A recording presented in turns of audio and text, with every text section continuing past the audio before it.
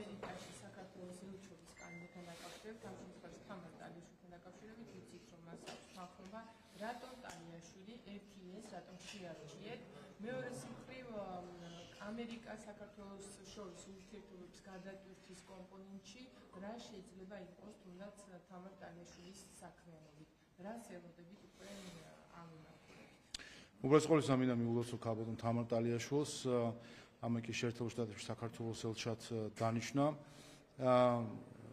როგორც თქვენს გახსოვთ, ის პარლამენტიდან ჩვენი კოლეგა იყო, რომელიც ერთის მხრივ პარლამენტში წარმატებული საქმიანობა ჰქონდა, მანამდე საკრებულოში და შემდეგ ევროპის საბჭოში საკმაოდ წარმატებულად მოღვაწეობდა.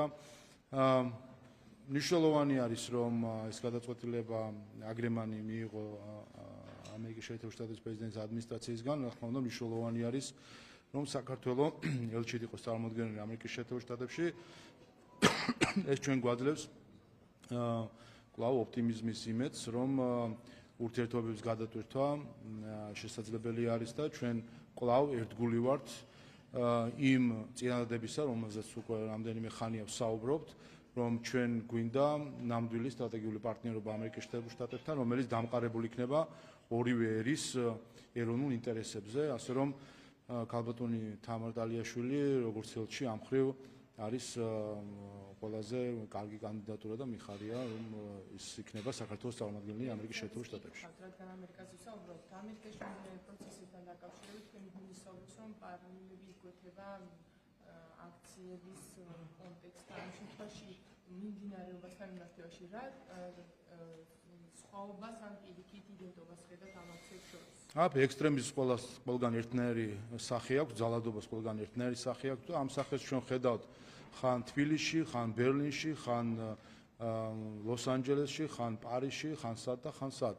პრობლემა ის არის, რომ ზოგიერთებს ევროპაში ჰგონიათ, რომ მათ პოლიციელს მოლოტოვის კოქტეილს ესვრიან, ეს ცუდია და ქართველ პოლიციელს თუ ესვრიან მოლოტოვის კოქტეილს, ეს კარგი არის და მშვიდობიანი არის. ზოგიერთ ევროპელს გონია, რომ მაშღალების სროლა და შენობების დაწვა ბერლინში ცუდია და საქართველოს პარლამენტს თუ წვავენ ევროკავშირის ბიუჯეტი და დაფინანსებული ადამიანები, ეს კარგი არის. ეს არის ღირებულებითი კრიზისი, რომელიც ზოგიერთ პოლიტიკურ ჯგუფში არის ევროპის სხვადასხვა დედაქალაქში, მათ შორის ბრიუსელში და ასეთი შემთხვევები ჩვენ უბრალოდ კიდევ ერთხელ გვაჩვენებს თუ ხანდახან რამდენად უტიფარი არის ხოლმე ზოგიერთი უცხოელის დამოკიდებულება ძალადობის მიმართ. ერთის მხრივ მაღალი ტრიბუნიდან ქადაგებენ პლურალიზმს, ქადაგებენ მშვიდობიან განვითარებას და მეორე მხრივ პირდაპირ აფინანსებენ ექსტრემიზმს. ვიცით, რომ ამერიკის შეერთებული შტატების დაფინანსებები შეწყვეტილი არის, დღეს ფაქტია, რომ სიძულვილი, ძალადობა, პროპაგანდა და ექსტრემიზმი საქართველოში ფინანსდება ევროპული წყაროებიდან, ევროკავშირის ბიუჯეტიდან და სხვადასხვა დედაქალაქის სახელმწიფოს ევროკავშირის ზოგიერთი წევრი ქვეყნის ბიუჯეტიდან. რაც რა თქმა უნდა სამარცხვინო მდგომარეობა არის, ევროპა ინსტიტუცია თავს აიგივებს ექსტრემისტთან და ეს უნდა შეწყდეს, მე კიდევ ერთხელ მოუწოდებ ყველა ელჩს, რომ პასუხისმგებლობით მოეკიდონ საკუთარ ამოცანებს და შეწყვიტონ ექსტრემიზმის გამართლება, წახალისება და დაფინანსება.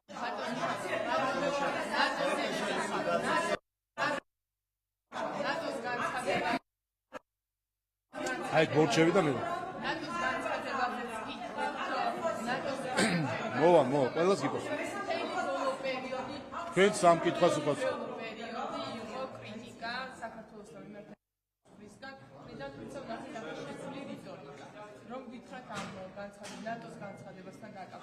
ხო, ცოტა გაუგებარი კონტექსტი არის ამ განცხადების.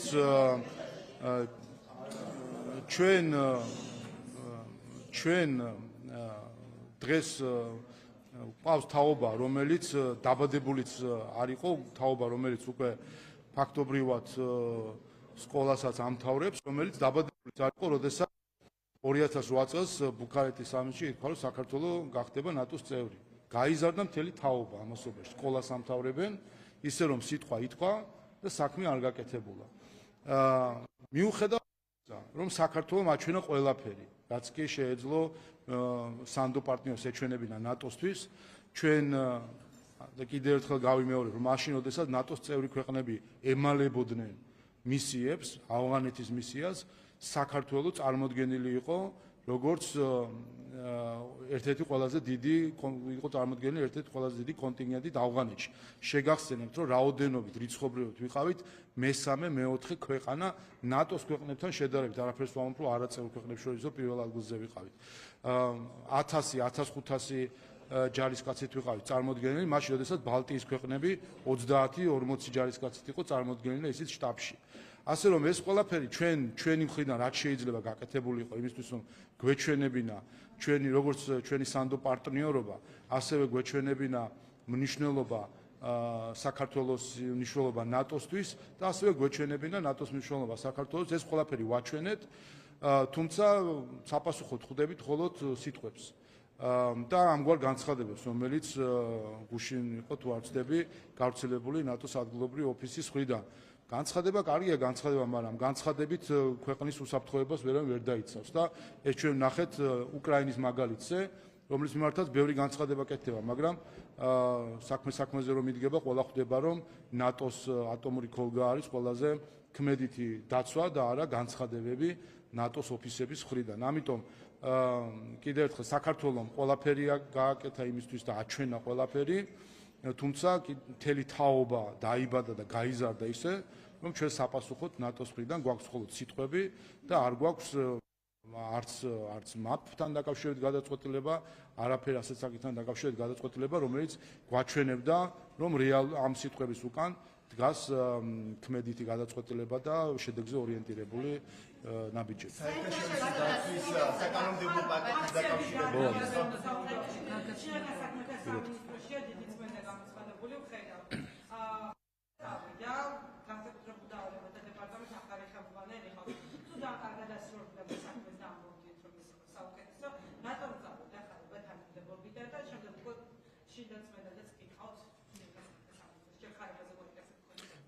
ჩვენ გვაქვს ახალი შინაგანსაკუთრებათა მინისტრი და ეს მისი საკადრო გადაწყვეტილებები არის. თქვენ ნახეთ რამდენიმე ასეთი გადაწყვეტილება, რომელიც მას როგორც მინისტრმა მიიღო იმასთან დაკავშირებით, შინაგანსაკუთრებათა სამინისტრომ იმუშაოს ეფექტიანად. ასე ეს არის სულად მისი კომპეტენციის ნაწილი, მას აქვს მთავრობის და პარლამენტის ნდობა, შინაგანსაკუთრებათა მინისტრს და რა თქმა უნდა მის საკადრო გადაწყვეტილების მიმართაც გვაქვს ურთიერთობა. არა, კიდევ ერთხელ შინაგანსაკუთრებათა მინისტრი, ახალ მინისტრს უმეტეს აქვს ყოველთვის შესაძლებლობა, რომ საკადრო პოლიტიკა, თავის საკადრო პოლიტიკა გაატაროს, გააძლიეროს რაღაც ნაწილები, სადაც საჭირო არის, ნახეთ გადაადგილებები და ასე შემდეგ, ასე რომ ეს ჩვეულებრივი ნაწილი არის საკადრო გადაწყვეტილების, რომელიც როგორც წესი მინისტრების მხრიდან მიიღება ხოლმე.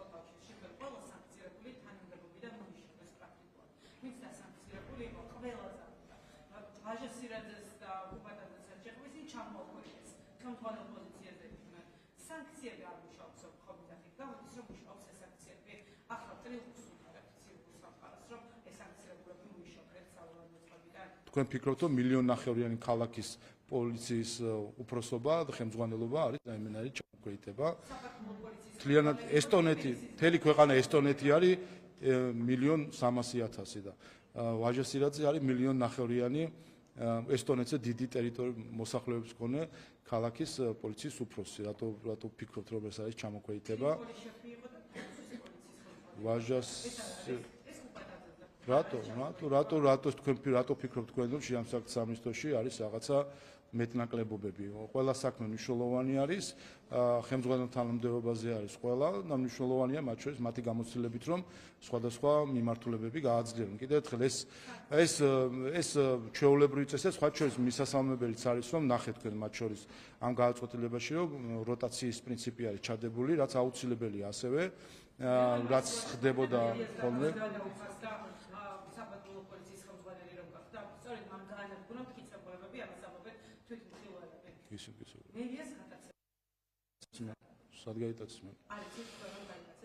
მე ვიცი რომ ის დააკავეს,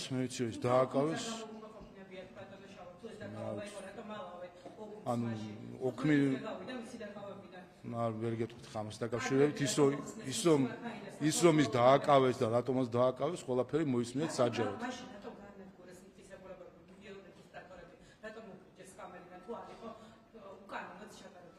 ან თქვენ ეს ფაქტები თვითონ მოგლიჯეს და გაანადგურეს წორჭორები. მანქანას აქვს კამერები მოგლიჯილი? ვის მანქანა? ვინ მოგლიჯა? არ ვიცი. ანუ ხა ვერაუყვები ხარ მე უყურე თქვენ ჭორ მართავს ვერაუყვები მე. უმარტივეს საკითხი იყო ხა მელიასხვი და ვინმეს უკვეს რომ ის პოლიციას წინააღმდეგობას უწევს არის ჩვეულებრივი. არ ვიცი რამდენი ადამიანი გაჩნდა ან არ გაჩნდა მაგრამ ფაქტი არის და ითქვა კიდევაც არის მე მგონი ამას გამოძიება. ამაზე გამოძიება მე მგონი მიდის.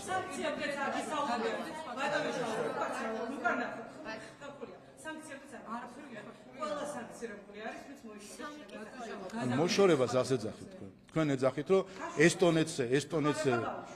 ესტონეთზე ერთ სახელმწიფოზე დიდი ქალაქის თბილისის ან მოდი ამას შევთანხმდით ესე იგი აქ პრობლემას ვერ ხედავთ და რატო ფიქრობთ რომ რატომ არის გონია თუ პატრულის ხელმძღვანელობა უფრო პრესტიჟული ვიდრე კრიმინალური პოლიციის თუ თბილისის პოლიციის ხელმძღვანელობა კიდევ ერთხელ ესტონეთზე დიდი ტერიტორიის და მოსახლეობის შინავს ბატონო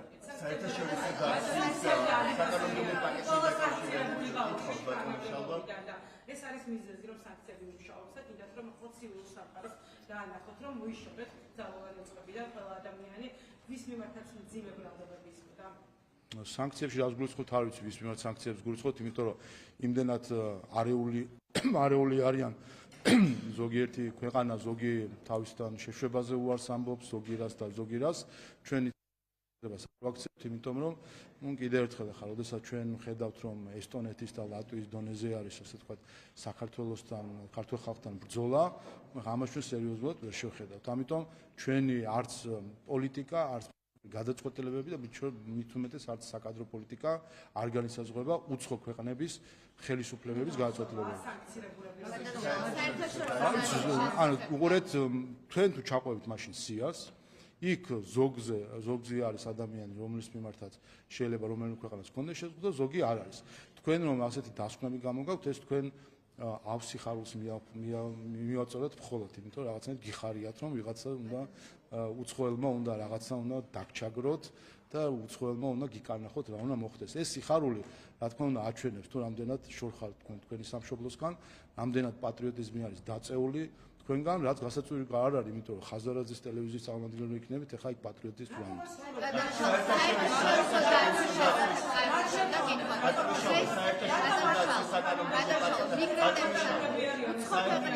უყურეთ აი მოდით შეხედეთ სხვა ლოგიკას უყურეთ შემოგთავაზებთ ლოგიკას და იქნებს თქვენთვის ეს უფრო მარტივი იყოს უყურეთ ჩვენ ყავს ახალი შინაგან საქმეთა მინისტრი არის თუ არა ეს ამაში ლოგიკა ბუნებრივი როდესაც მინისტრი არის საკადრო გადაწყვეტილებებსაც იღებს თქვენ ნახეთ მთელი წყება ასე ვთქვათ ცვლილებებისა თუ არ ვწდები 10-ზე მეტი თანამდებობის პირი არის რომელსაც შეეხო სადაც ჩანს აშკარად ასე როტაციის პრინციპი ახალი მინისტრის დამოკიდებულება სად უნდა მას რაიმე გააძლიეროს სად ხედავს რომელ ადგილას მინისტრები ამისთვის არსებობენ რომ მათი გადასაწყვეტია მათ შორის ასეთი საკითხები და თქვენ გინათ ეს დაუკავშიროთ რომ არ გახდა თუ არა საქართველოს ვასალი რომელიც სხვა ქვეყნის რა თქმა უნდა მამუკა ხაზარაძე ხელისუფლებაში რო იქნება გარედან რასა ვიკნევიჩიანე რასაც ეტყვის უყურეთ ყველა თავისი იმიტომ უყურეთ მარტივი რამეა ყველა იმიტომ რომ ყველა უყურებს საკუთარი ასე ვთქვათ ფილოსოფიიდან სამყაროს და თქვენი ფილოსოფია მამუკა ხაზარაძის და მის ტელევიზიის ფილოსოფია არის რომ რასაც გარედან გიკარნახებენ ის უნდა აკარნო და თქვენ ვერ წარმოგიდგენიათ იქნებ ეს ასე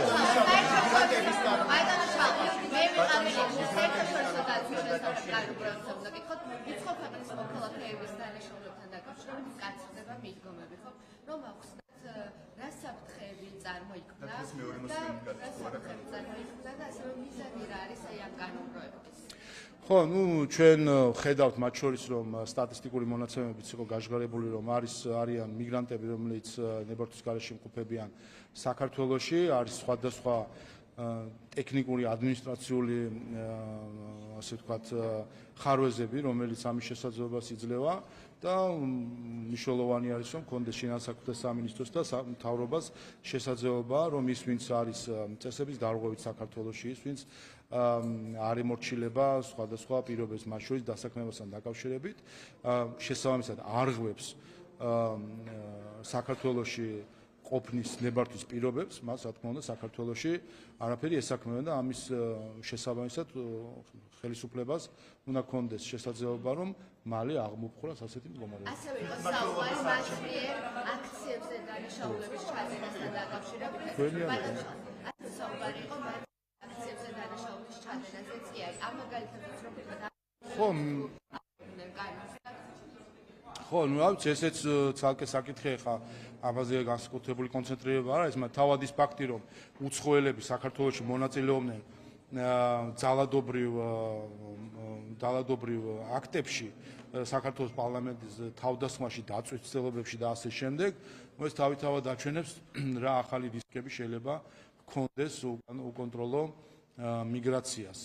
კიდევ ერთხელ საქართველოში ყველას მივესალმებით, იქნება ის ტურისტი, თუ იქნება ეს პროფესიით ჩამოსული ადამიანი, რომელმაც შეიძლება ჩვენ საზოგადოებას და ეკონომიკას შემატოს, ვინც საქართველოში ჩამოდის ასარევად, ჩამოდის აქ პოლიტიკის საწარმოებლად, ეხლა ამისთვის არ არის განსაზღვრული საქართველოში ყოფნის პირობები. თვითმმართველობის ბატონიშალვა, თვითმმართველობის არჩევნებთან დაკავშირებით, ბატონიშალვა, თვითმმართველობის არჩევნებთან. ისი? თვითმმართველობის არჩევნებთან. ხო.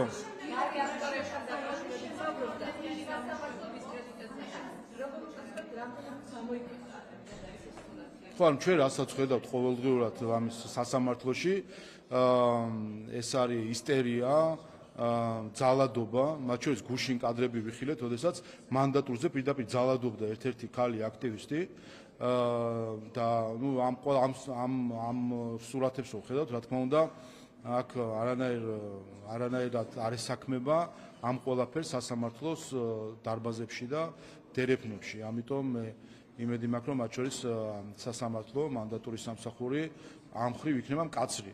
იმიტომ რომ შეუძლებელია რომ ჩვენ მივცეთ შესაძლებლობა ექსტრემისტებს რომ არიოს ქართულ მართლმსაჯულების კედლებში სიტუაცია. კიდევ ერთხელ სამწუხაროდ ეს ექსტრემიზმი და ისტერია დაფინანსებული და წახალისებულია გარედან. კიდევ ერთხელ იმის გამო რომ სხვა დროს ხმამაღლად მოსაუბრე ზოგიერთი ევროპელი ელჩი გაჩუმებული არის, ამითი ახალისებენ ზუსტად ამ ქცევას, მანდატურზე ძალადობას, სასამართლო დარბაზებში ისტერიას და სხვა ასეთ ექსტრემისტულ ქცევებს. ამიტომ მე ვფიქრობ, რომ მნიშვნელოვანი არის, რომ მოხდეს ამ მიმართულებით მოწესრიგება სიტუაციის შესაძლებლად. თვითმმართველობის არჩევნებთან დაკავშირებით.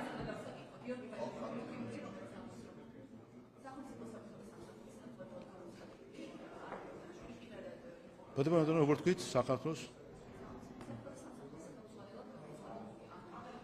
გამოცხადებული აქვს.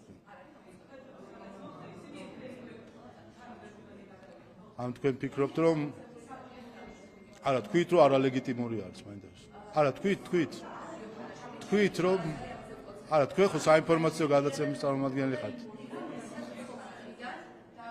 ვიზე საუბრობთ, არ ვიცი, მითხარით თანამდებობა მითხარით და თანამდებობა მითხარით. თქვენ მითხარით. კარგი, არ გპასუხობთ ამ კითხვას. კარგი, ხა. არ გპასუხობთ. იცით რა შეა საქმე კიდე ერთხელ. კეზერაშვილის ტელევიზიის წარმომადგენელი რომ ბედავთ და საქართველოს უსაფრთხოების სამსახურის ხელმძღვანელი საუბრობთ გამოცხადებულიო. ამას რომ ბედავთ თქვენ კეზერაშვილის ტელევიზიის წარმომადგენელი, ეს იმიტომ ხდება, რომ თქვენი უცხოელი მხარდამჭერები ამას გაბედინებენ, რომ არალეგიტიმურად გამოაცხადოთ უსაფრთხოების სამსახური, რომელიც მათ შორის თქვენს უსაფრთხოებაზე ზრუნავს. ჩვენთან აქ რომ ტერორიზმი არ არის, ჩვენთან აქ უსაფრთხოება არის, ზუსტადად უსაფრთხოების სამსახურის დამსახურება არის და რომელმა ელჩმა და დონორმა წაგახალისათ, რომ არალეგიტიმური უწოდოთ თქვენ სახელმწიფო უსაფრთხოების სამსახურს, აი ხა წადით და იმ ელჩს და იმ დონორს უწოდეთ არალეგიტიმური და გამოცხადებული ელჩი. სამარცხვინოა საქართველოს მოქალაქე, რომ უცხოელების დაკლუზე დადიხართ, სამარცხვინოა რომ თქვენ როგორც ჟურნალისტი ასე იქცევთ.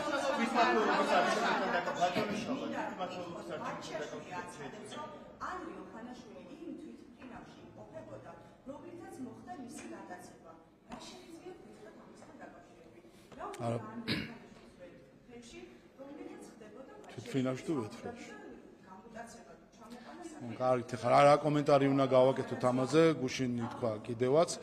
ახლა ჩვენ თუ ამას ასე ვთქვათ, მივიღებთ როგორც მოცემულობა თუ სიმართლეთ, ავიცი მაშინ ესე იგი ჩვენი უსაფრთხოების სამსახური ყოფილა მსოფლიოში ერთ-ერთი ყველაზე ძლიერი სამსახური და ესეც მისი რეკლამა გამოდის, ასე რომ გააგრძელოს ამაზე საუბარი. თავარი არის ერთი რამე, რომ უმძიმეს დანაშაულში გასამართლებული ადამიანი ფულის გათეთრებაში და მსგავს მძიმე დანაშაულებში, მათ შორის საზღვრის უკანონო კვეთაში, იმიტომ რომ გაექცა მართლმსაჯულებას ადამიანი დღეს არის ციხეში, ვერაფერს ვერ ამბობს, რომ მასზე რაიმე ზეწოლა ან რამე არის, ერთი თმაც არ ჩამოცვენია, თმის ღერი, ისე მოხდა მისი დაკავება, დანარჩენი თავის თავს დააბრალოს, დანაშაულები არ ჩაედინა და ციხეში არ იქნება. გასაგებია, რომ ადამიანს არ უნდა ციხეში ყოფნა, მაგრამ თავად ჩაედინა ეს დანაშაულები.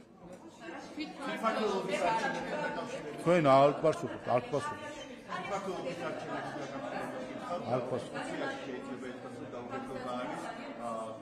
გირჩი და დახარი არის მზად მიიღოს საქართველოს არჩევნებში მონაწილეობა, თუმცა ნაციონალური მოძრაობა და ასევე ახლები უარს აცხადებენ მონაწილეობაზე. რაც შეეხება ლელოს, კითხვის ნიშნები არის, მათ შეიძლება სრულად მონაწილეობა, თუმცა ამას ჯერჯერობით ყოველ შემთხვევაში ღიად არ ამბობენ. რა ხდება ახლა ოპოზიციაში და საბოლოო ჯამში თქვენი აზრით მიიღებენ თუ არა ესენი მონაწილეობას არჩევნებში? ჩვენ ნახეთ როგორც კი ქალბატონი რასა იუკნევიჩიანი ჩამობრძანდა, როგორც კი უცხოელებმა მისცეს მითითებები, როგორ შეცვალეს ნარატივი, მათ შორის ლელოში. ეხლა ეს დანარჩენი ყველაფერი თამაში არის. მოვა ადგილობრივი თვითმმართველობის არჩევნები და ნახავთ საბოლოო ჯამში, რომ ხა ამ ოპოზიციას თავმოყარეობა არ აქვს, ხომ? შეუძლიათ იძახონ არ შევართ პარლამენტსა შემდგომ პუფებივით შედიან პარლამენტში, შეუძლია იძახონ რომ არ მივიღეთ მონაწილეობას არჩევნებში და შემდეგ პუფებივით მიიღონ მონაწილეობა არჩევნებში. რატომ? იმიტომ რომ აკეთებენ იმას, რასაც ეუბნებიან უცხო ეთიდან.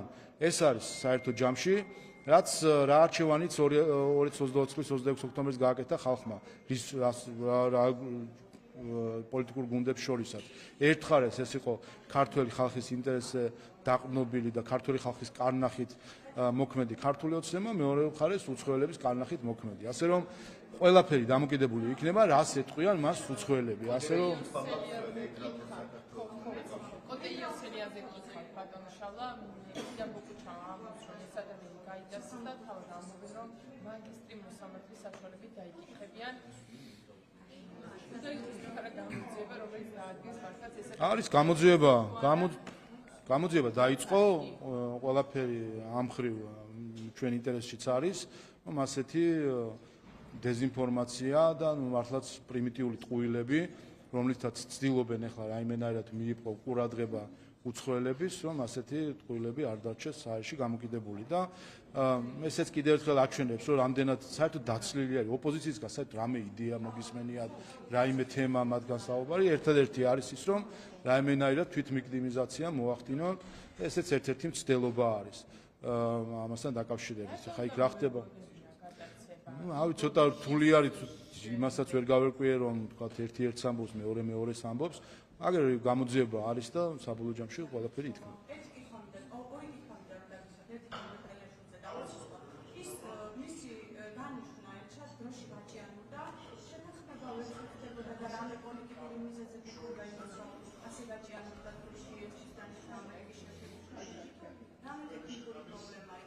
არა, გაჭირვება რატო არის პროცედურები, რაც აგრემანის მიღებასთან არის დაკავშირებული.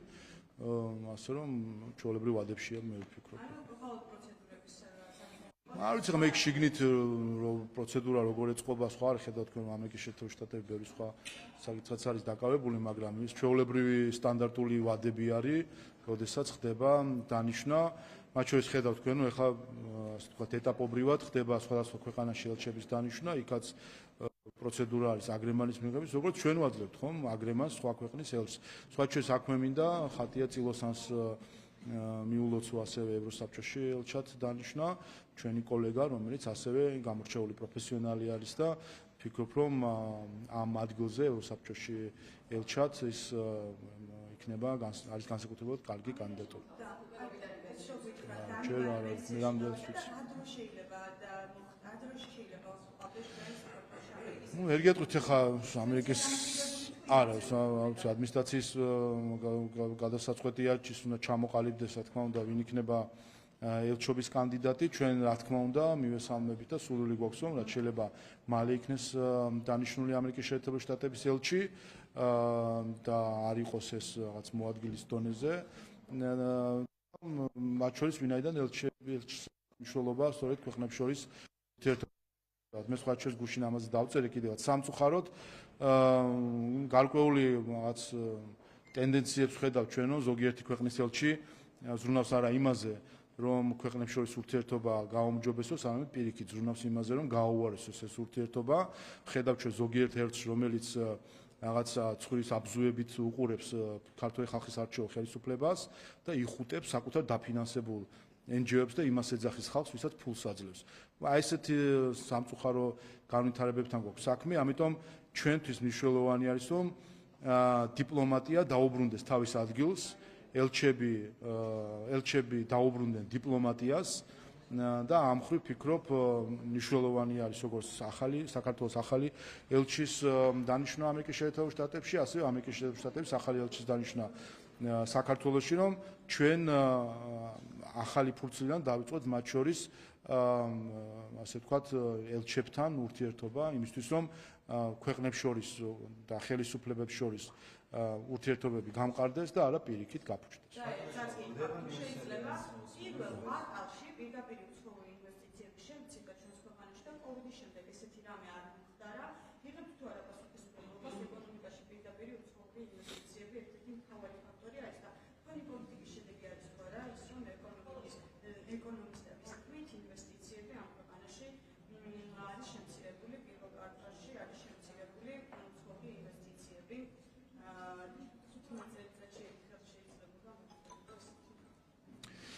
ხო, რაც შეეხება ინვესტიციებს, ანუ რა ვიცი, როგორ უწოდოთ ექსპერტი ისეთ ადამიანებს, რომელმაც იციან, რომ საქართველოს ხელისუფლებამ რეკორდულ ინვესტიციის ოდენობას მიაღწია, 6 მილიარდიანი ინვესტიცია ჩაიდება საქართველოში მომდევნო 3 წლის 2.5 წლის განმავლობაში, თუ 3 წლის თუ არ ვწდები, 5 წლის განმავლობაში ბოდიში, ასე რომ ხა კვარტლის ჭრილში ვიღაცების ასე ვთქვათ ის რა თქმა უნდა ასეთი რიცხვები ცვალებადია ერთი კვარტალი და მეორე კვარტალში. ამიტომ დაელოდონ ვისაც ასეთი ავისი ხარული აქვს რომ იქნებ რაიმენაირად ცუდად წავიდეს საქმე საქართველოში, არაფერი ცუდად არ წავა. ხედავთ თქვენ რომ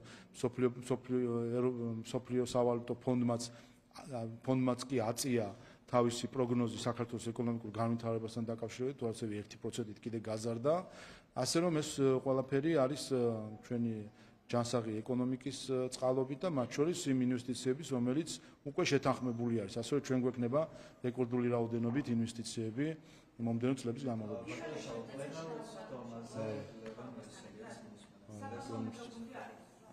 არა, პრემიერ-მინისტრი არის.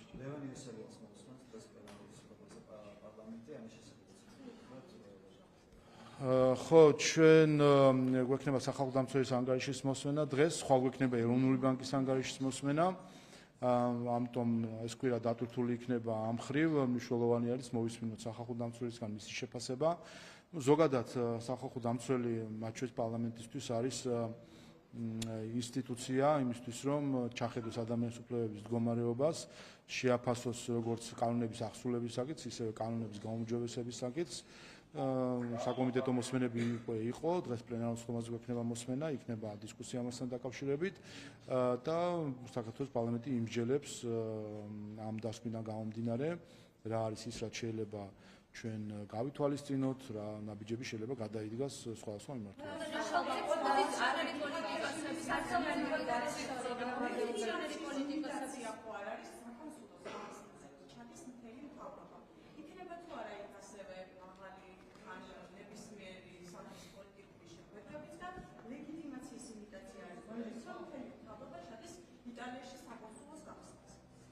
გენერალურ საკონსულო იქნება მილანში, იცით, და მნიშვნელოვანი მოვლენა არის, ამიტომ პრემიერ-მინისტრი იმყოფება, იქნება ამ გახსნაზე, რაც რა თქმა უნდა მნიშვნელოვანი ღონისძიება არის ჩვენი ქვეყნისთვის. საპარლამენტო წარმომადგენლებს რაც შეეხება, გამომდინარე იქიდან გვაქვს სასესიო კვირა, ამიტომ პარლამენტის წევრები პარლამენტში იმყოფებიან, თუმცა რა თქმა უნდა პარლამენტის შეიძლება ყოფილიყო წარმოდგენილი. იმიტაცია რისი? აი ხა 5 წუთში ავალ პლენარულ სხდომათა დარბაზში და 2 საათში გვექნება კენჭისყრა მივიღებთ კანონებს. იმ კანონებს, რომელსაც შემდეგ თქვენ ასე ვთქვათ, თქვენთვის იმოქმედებს. ასე რომ რა ლეგიტიმაციის იმიტაცია გვჭირდება, პარლამენტი არის არჩეული ქართული ხალხის მხრიდან და მუშაობს ისე როგორც შეესაბამება პარლამენტს. სახელმწიფო დაცვის პროგრამაზეც რომ ციტატად ცხოვრობთ და რამდენად მნიშვნელოვანია რომ ცნობიერება ამაღლდეს საზოგადოების მხრიდან. ხო, მნიშვნელოვანი არის შინაურ ცხოველთან დაკავშირებით, რომ ჩვენ გქონდეს ძალიან მყარი სამართლებრივი ბაზა, ჩვენ გქონდეს პასუხისმგებლიანი ფლობელები შინაური ცხოველებისა და ამაზე ჩვენ დიდი ხანია ვმუშაობთ, მათ შორის ეს პროექტი ჯერ კიდევ წინა მოწვევის პარლამენტში იქნა პირველი მოსმენით განხილული კომიტეტის დონეზე, ქონდა მათ შორის საჯარო განხილვები ამ პროექტისა და ყველა საუკეთესო გამოცდილება რაც კი არსებობს სხვადასხვა ქვეყანაში არის თავმოყრილი ამ პროექტში და ჩვენ თავარი არის რომ ნახოთ ერთის მხრივ ბალანსი იმის რომ როდესაც ადამიანებს აქვთ სურვილი ყავდეთ შინაური ცხოველები მათ ჰქონდეთ ამის შესაძლებლობა, თუმცა ამავე დროს მნიშვნელოვანია რომ იყოს პასუხისმგებლიანი მფლობელობა იმისთვის რომ შინაური ცხოველები იყვნენ რეგისტრირებული, მიგნებადი იმ შემთხვევაში რომ ხედავთ რომ ხშირად და მათ შორის უპატრონო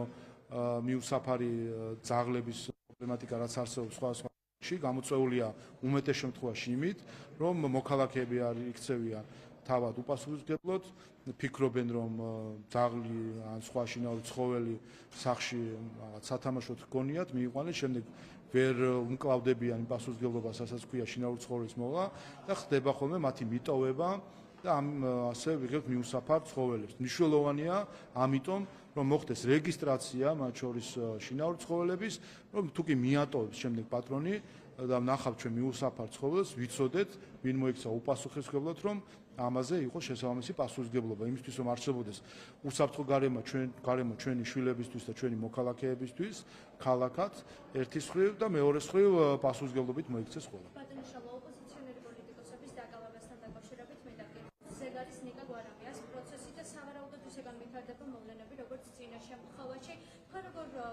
მიმდინარე პროცესებს გირაოს გადაუხდელობასთან დაკავშირებით და სწორედ იმის ფონზე რომ უკვე დაბატიმრებული ოპოზიციონერი პოლიტიკოსები საკუთარ თავს პოლიტპატიმრებს უწოდებენ. როგორ განვითარდება მოვლენები ნიკა გვარამიას შემთხვევაში? რა მოლოდინები გაქვთ? მე ერთადერთი მინდა მოუწოდო საელჩოებს, დონორებს, უცხოელ პოლიტიკოსებს, რომ შემდეგ მე ყალბი ნარატივის გავრცელებას ჯობია რომ აქედანვე მოუწოდონ მას, რომ გადაიხადოს გირაო. რა თქმა უნდა, ახლა როდესაც ადამიანი ეს კინო ხო ნანახი აქვს. მელიას საქმე, რომელიც შემდეგ ევროკავშირმა გადაუხადა მას გირაო და ამით საერთო ჯამში წახალისდა ასე ვთქვათ რადიკალიზმი ოპოზიციის მხრიდან. მიდის ჩვეულებრივი პროცესი, იყო გირაო შეფარდებული, შეეძლოს გირაო თავისუფლად გადაეხადა, მათ შორის გადახდაში მინდა ყველა მიცოდეს, რომ არ იგულისხმება, რომ მაინც და მაინც ფული უნდა გადაიხადოს ადამიანმა და კონდეს ეს თანხა, ასე ვთქვათ, ანგარიშზე, მაგალითად სხვების შემთხვევაში, გიორგი ვაშაძე და სხვები, მათ უძრავი ქონება უბრალოდ და ასე ვთქვათ, ჩადეს როგორც გარანტია. ასე რომ მასე შეეძლოს მოგცეულიყო მithumetis ოპოზიციის სხვა წარმომადგენლები ასე მივიწევ, ვინაიდან ასე არ იქცევ, ხა მას გააზრებული აქვს როგორც ჩანს, რა სამართლებრივი შედეგები შეიძლება მოყვეს, იცნობს ძალიან კარგად სასამართლო პრაქტიკას. მე უბრალოდ აქედანვე მინდა წინასწარ მიმართო იმ ელჩებს, იმ დონორებს და იმ უცხოელ პოლიტიკოსებს, რომლებიც შემდეგ გამოდიან ხოლმე და განცხადებს აკეთებენ. ჩვენზე ხშირად ხვდებიან გვარამიას და მსგავს ოპოზიციას, ყოველ კვირა ამის შეხვედრები აქვთ და ძალიან იხუტებენ გულში. ნუ წააქეზებენ მათ კანონდარღვევაზე და თუ კი წააქეზებენ, შემდეგ ნიანგისცემლები რომ არ იყოს ზოგიერთი ელჩის მხრიდან იმასთან დაკავშირებით, რომ მათივე წაქეზებული კანონდარღვევის გამო ადამიანს კანონიერი შედეგები შეიძლება დადგეს ადამიანისთვის.